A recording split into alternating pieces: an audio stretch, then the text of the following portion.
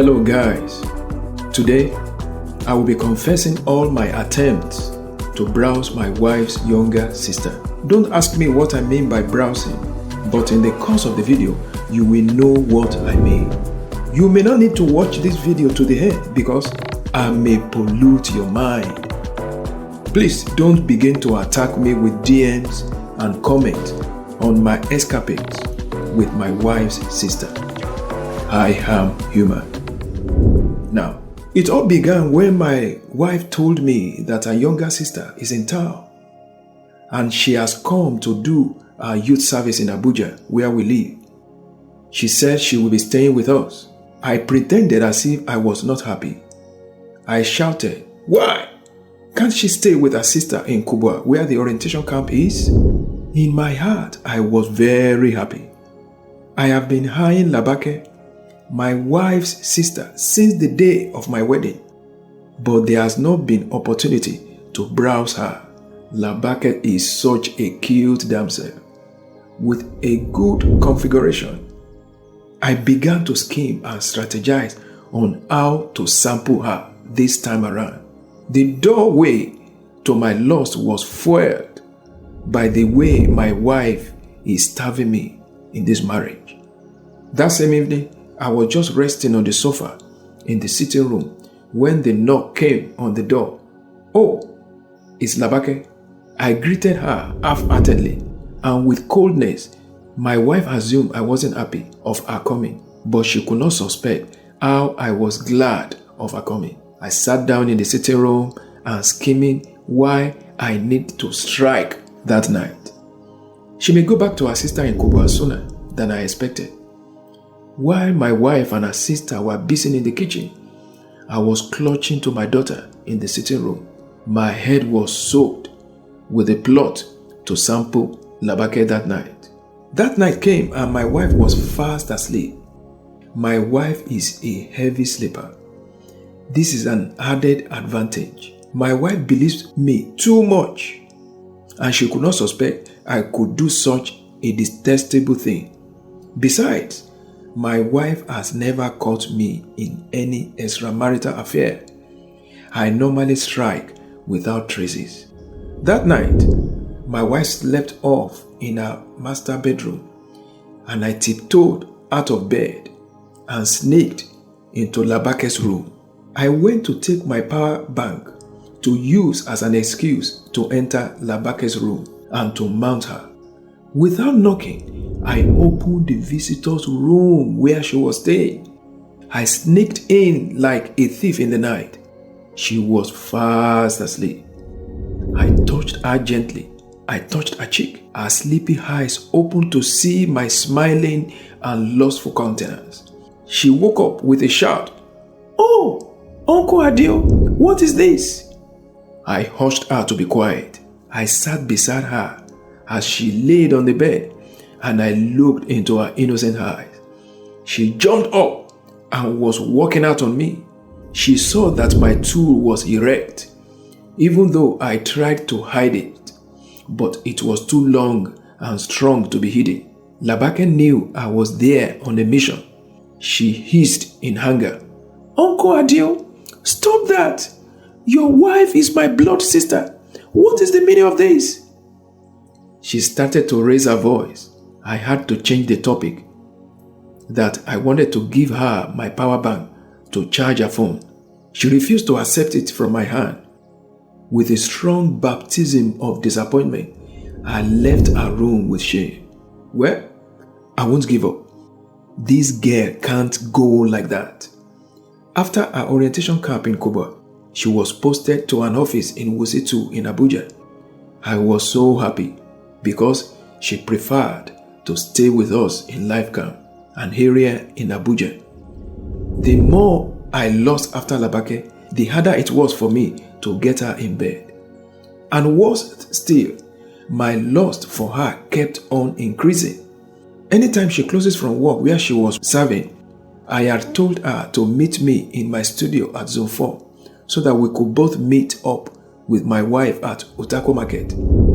I have some hidden agenda with that. But she often preferred to find her way to meet up with her sister.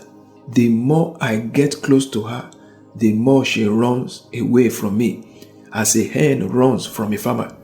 Afterward, I started another scheme. I had some money on me, so I had a newer and advanced plot to book an hotel around Zone 5.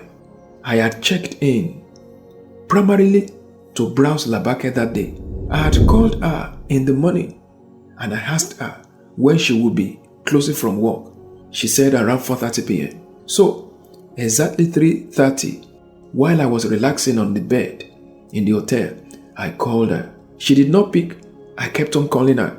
I even hid my number calling her. She didn't pick. Around 5:20 that same evening, she picked. Guess what? She picked and said, "Oh, Uncle Adio, I saw all your missed calls, sir. I am just seeing it now. My phone has been on silence for over 2 hours now, and I've been very busy in the office, sir." What? I was so mad. She just said, "Oh, I'm with my sister in Otako." She gave my wife her phone. I had to frame something immediately.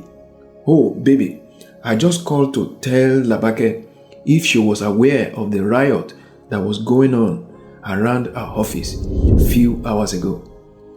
Before I go further, I want you to subscribe to this channel.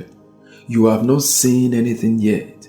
More insanely interesting videos are coming. So let me continue. I look at myself. I was stupid, and this plan failed again. There was I in a hotel in Zone 5. I had wasted my money to book a hotel, and my pre could not show up. This money can't waste like this. I began to think of a lady I could call so as to at least browse for this night. Today is spoiled again. Well, I'm not giving up on Labake. With all this lust filling my head, I decided to meet up with my drinking buddies at our joint around Zone 2. I have a friend by the name Bado. He is my consultant on women affairs. I tabled everything to him about how to get Labake. After my lengthy tales, my friend Bado laughed. "Adio, my man."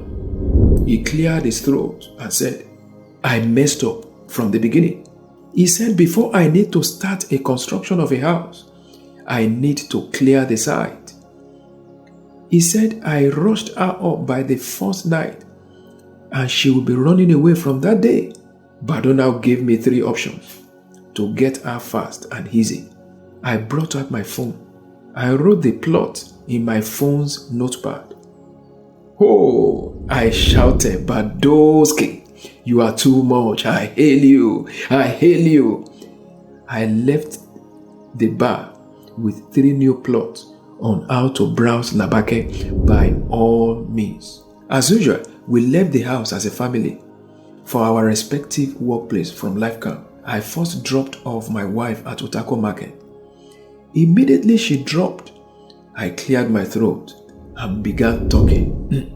"Labake, when is your birthday coming up?" "Oh, Uncle Adio, it's coming up on the 17th of July, sir." I got to know it is coming up 40 days time.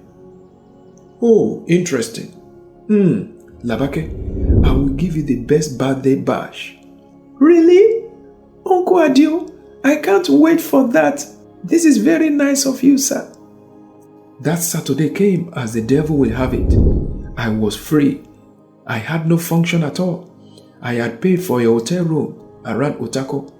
I was warming up to smash Labake brutally that afternoon. I closed early.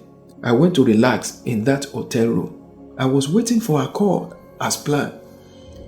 To clear any suspicion, I went out to sit by the hotel poolside. I intend to drag her to the hotel room after our refreshment. Labake called me and she came to meet me by the poolside. Within minutes, her phone was busy with calls of, "Where are you? Where are you? Where are you?" She began to give direction to the hotel. "Many of her friends are already on the way." "What?" Her boyfriend is even coming. What? I just wasted money again. I had to pay for the food and drink. As a big uncle is concerned, her boyfriend came close to me for a selfie. I was mad with myself. I excused myself and sneaked away. As I was opening my car door, I felt like smashing my head against the door of my car. Well, I'm not giving up.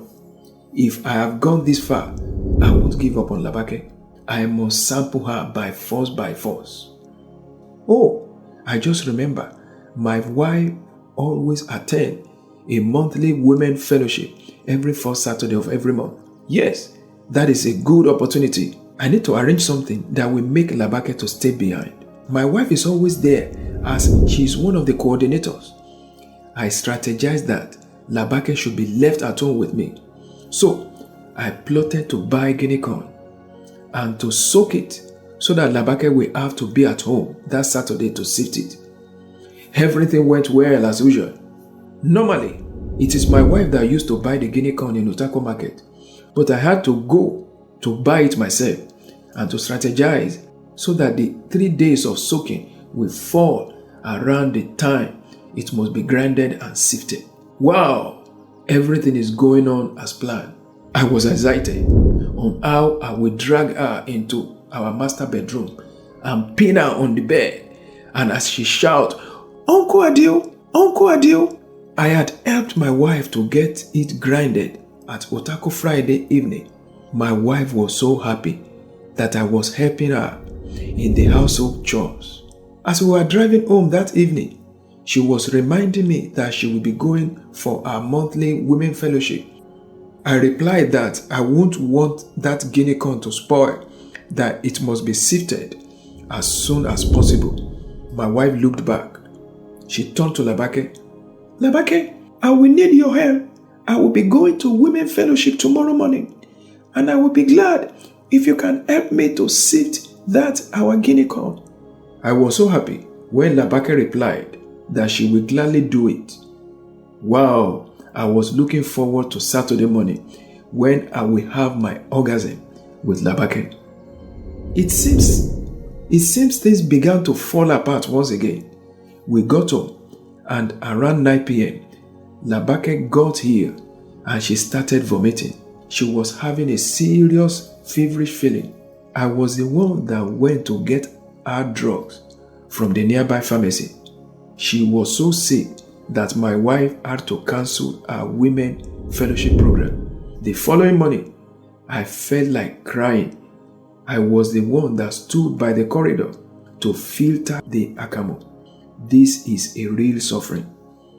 I just consoled myself that my labor won't be in vain over Labake. I must browse her by God's grace. Within days, we got a call from Lagos that my mother-in-law is seriously sick. I called my mentor on women affairs, Badoski.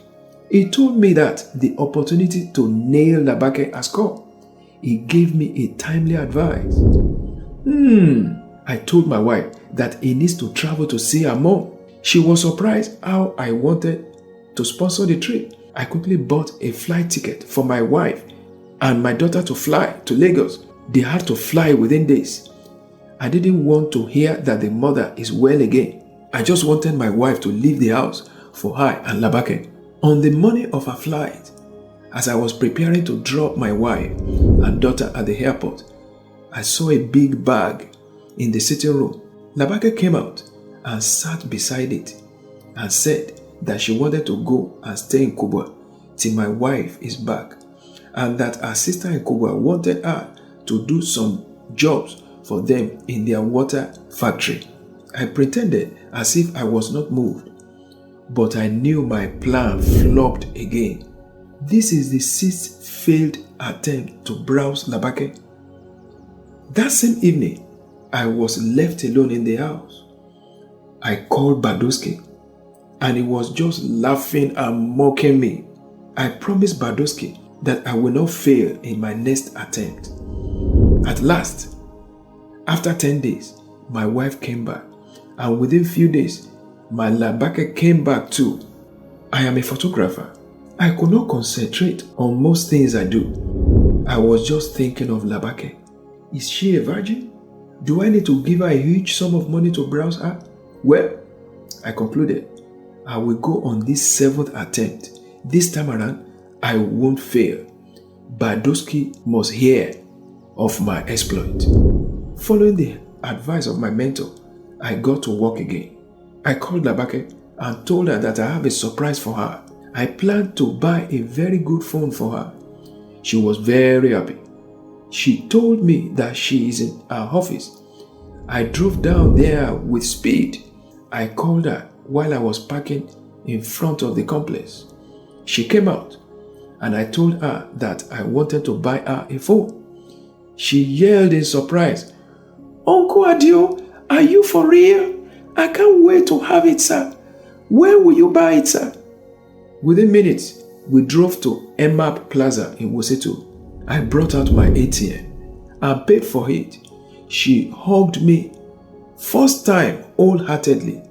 "Uncle Adio, you have made my day. I appreciate you, sir." I held on to her and the countenance on her face showed something like, "Oh, that's okay." As we were standing in that phone shop, I was just hoping that the place is an hotel room so that I could just push her on the bed. She unboxed the phone and inserted her SIM card. And she was making a call immediately. Guess what? She shouted, "My sister, I have a new phone." I collected the phone and ended the call immediately. And I told her not to tell my wife. "But why, Uncle Adio?" Everyone in the phone shop was spying on the drama that was about to start. As I was driving her back to her office, she began to speak sense into me. I felt like a fool. I hated myself. From that moment, I knew that the project to browse Labake is a failed mission.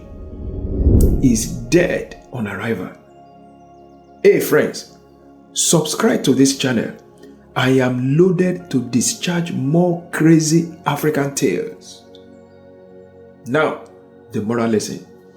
Any lust that could harm your marriage, relationship, and integrity is not safe.